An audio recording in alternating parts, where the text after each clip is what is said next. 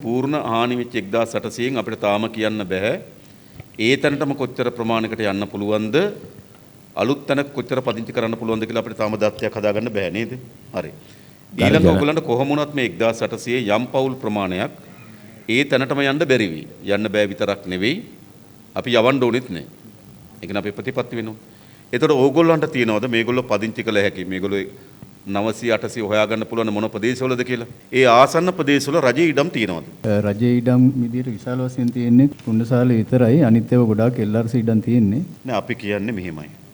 ඔය අපේ සමහර ඉඩම් එකක් තියෙනවා LRC නම් ඉඩම් LRC එකේ. ජනවසමන ජනවසමේ ඉඩම්. එතකොට අපි හරියටම මේ අය පදිංචි කරන්න පුළුවන් ප්‍රදේශ ආසන්නයේ දැන් පවුල් 900ක් විතර කොහොමත් අපිට ඉන්න තැනින් ඉවත් කරන්න වෙනවා. අපි ආය බලන්න ඕන පූර්ණ හානි වෙච්ච ඒ වගේ එතෙන්ට යන්න උපරිම බලන්න නේද? ඒ ඔක්කොටම රජේ ඉඳන් හඳුනා ගන්න. ඔයගොල්ලෝ රජේ ඉඳන් හඳුනාගෙන ඒක අපිට කියන්නේ LRC එකට අයිති, ජනවසමටද අයිති, NLEB එකටද අයිති නේද? කමක් නැහැ ඔයගොල්ලෝ අපිට හඳුන්වා දෙන්න. අපි ආයතනත් එක්ක කතා කරලා ඉඩම් ටික නිදහස් කරලා දෙන්න. එතකොට අපි ඒගොල්ලන්ට ඒ නිවස ඉදිකර ගැනීම සඳහා අපි දැන්ට තීරණය කළා තියෙනවා මිලියන 5ක ප්‍රතිපාදනයක් දෙන්න. සමහර එක්කෙනෙක් දෙන්නෙක් ඉන්න පුළුවන් එයාගේ ආසන්නමත් ඉඩමක් නැත්නම් එයාට අපි ඉඩමක් මිලදී ගන්නත් මිලියන 5 දක්වා දීමනාවක් දෙන්න ලෑස්ති කරලා තියෙනවා. හැබැයි අපේ ප්‍රමුඛම දේ වෙන්නේ රජයේ ඉඩමක මේගොල්ලන්ට මේ නිවස ඉදිකර ගැනීම සඳහා දීමනාව දෙන එක. දීමනාව දෙනකොටත් අපි සැලසුම් කරලා තියෙන්නේ අධියර 3කින්වත් දෙන්න ඕන කියලා. ඒ නිසා මිලියන 5 දීලා නේද? නිකන් ඉන්න නෙවෙයි ගේ තමයි අපේ ප්‍රමුඛතාවය. ඒතර ගේ හදා ගැනීම සඳහා අවශ්‍ය වෙන මේ අධියරෙන් අධියර කරගන්න පුළුවන්. ඒක සමහර කෙනෙකුට ඕනනම් මිලියන 5ට වඩා ටිකක් අඩුවෙන් හදා ගන්න පුළුවන්. තව කෙනෙකුට මිලියන 5ට වඩා වැඩියෙන් හදා ගන්න පුළුවන්. හැබැයි නිවස හැදෙන එක අධීක්ෂණය කරන්න ඕන. නැත්තම් ගෙවල් හැදෙන්නේ නැහැ. අපිට ඕන මේගොල්ලෝ හිටියට වඩා සුරක්ෂිතව පදිංචි කරන්න. වසම් කීපයකම මේකේ බලපෑම සිද්ධ වෙලා විශාල හානියක් මේ වෙනකොට අම්බුලාවේ සිද්ධ වෙලා තියෙනවා. අපේ කුෂිකර්ම අමාත්‍යාංශයෙන් හදපු ගොවිස වෙන මධ්‍යස්ථානයේ W15 කියලා හෝටලයක් දැන් හදලා ඒකත් නාය ගිහිල්ලා තියෙනවා. මේ විශාල නායම් ජල ගැලීම් පාරවල් අවහිරීම් මිනිස්සු අවතැන්වීම් සිද්ධ වෙලා තියෙනවා. සියලු රාජ්‍ය ආයතනවල අවධානය මේකේ මේ පුද්ගලික දේපල අවභාවිතය සහ පාරිසරික හානිය සම්බන්ධයෙන් විධිමත් ක්‍රියාමාර්ග ගන්නා ලෙස ඉල්ලා සිටිනවා ජනාධිපති. දැන් අපිට අවශ්‍යකම තියෙන මේ ෂණිකේකනේ.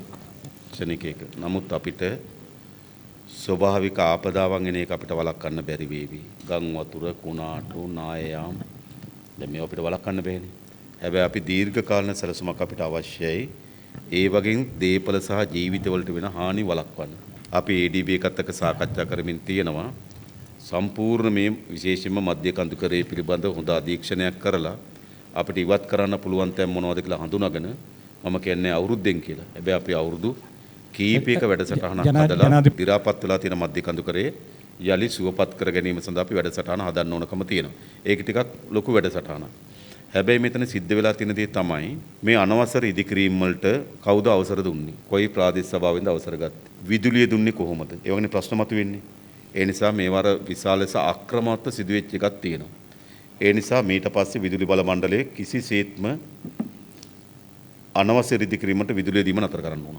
ප්‍රාදේශීය සභාවලින් අවසර දීම නතර කරන්න ඕන. ඒ නිසා අපිට නැවත මේ ව්‍යසනයට මුහුණ නොදී මෙවැනි ව්‍යසනයකදී ජීවිත සහ දේපල හානි වීම වැළැක්වන්න නම් අපේ ප්‍රාදේශීය සභාවල තියෙන බලතල ඉතාම හොඳින් ක්‍රියාත්මක කරන්න ඕන. විදුලි බල මණ්ඩලයට මේකේ තියෙන හොඳ පාර්ට් එකක් තියෙනවා කරන්න. විදුලිය දෙන්නේ නැත්නම් ඒව ගොඩක් ප්‍රමාණයක් පවතින්නේ නැහැ.